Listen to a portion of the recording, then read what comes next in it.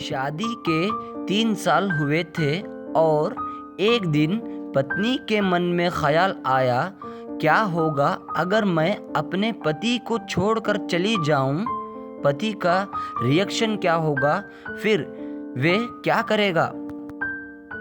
इसी विचार के चलते पति की परीक्षा लेने के लिए उसने एक चिट्ठी लिखी।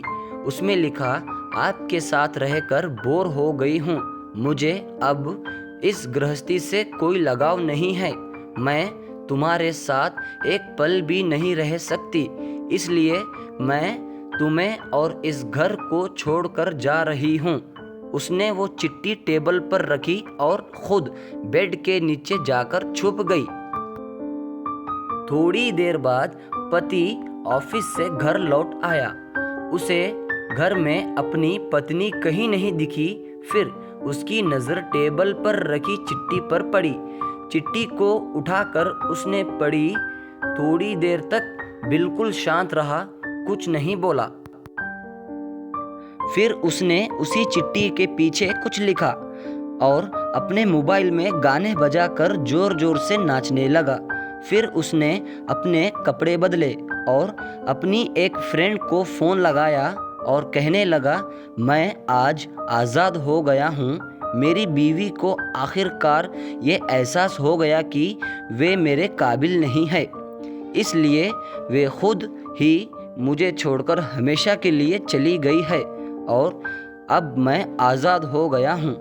तुमसे अभी सामने वाले बगीचे में मिलना चाहता हूँ, फटाफट वहाँ आकर मुझे मिलो।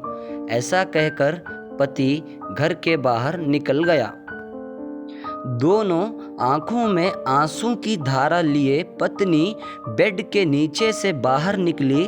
उसके हाथ थर थर कांप रहे थे। कांपते हाथों से उसने टेबल पर रखी वो चिट्ठी उठाई और पढ़ी, जिसमें पति ने लिखा था, अरे पगलेट, तुम्हें तो ठीक से छुपना भी नहीं आता। बेड के नीचे से तुम्हारे पैर दिख रहे हैं। तुम जल्दी से गर्मा गर्म चाय बनाओ, मैं सामने के दुकान से बिस्कुट लेकर आता हूँ।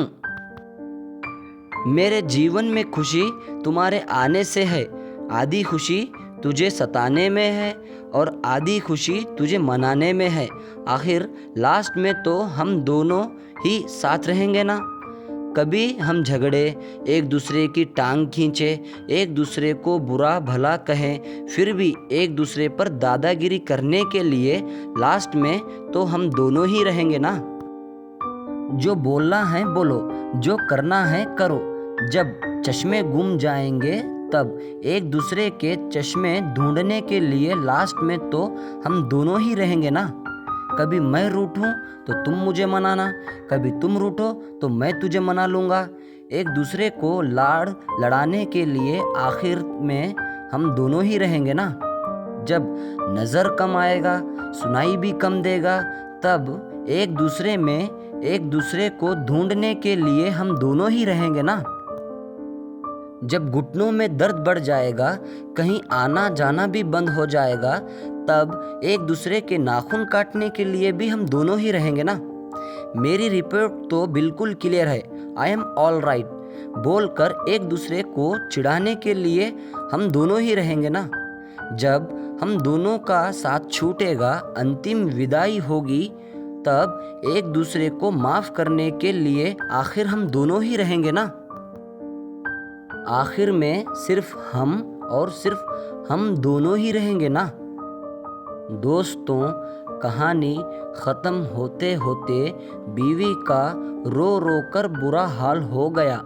उसे पता चल गया कि उसका पति उससे कितना ज़्यादा प्यार करता है। आप भी सच सच बताना, क्या इस कहानी को पढ़ते पढ़ते आपकी आंखों में भी पानी आ गया या नहीं? सच बताना।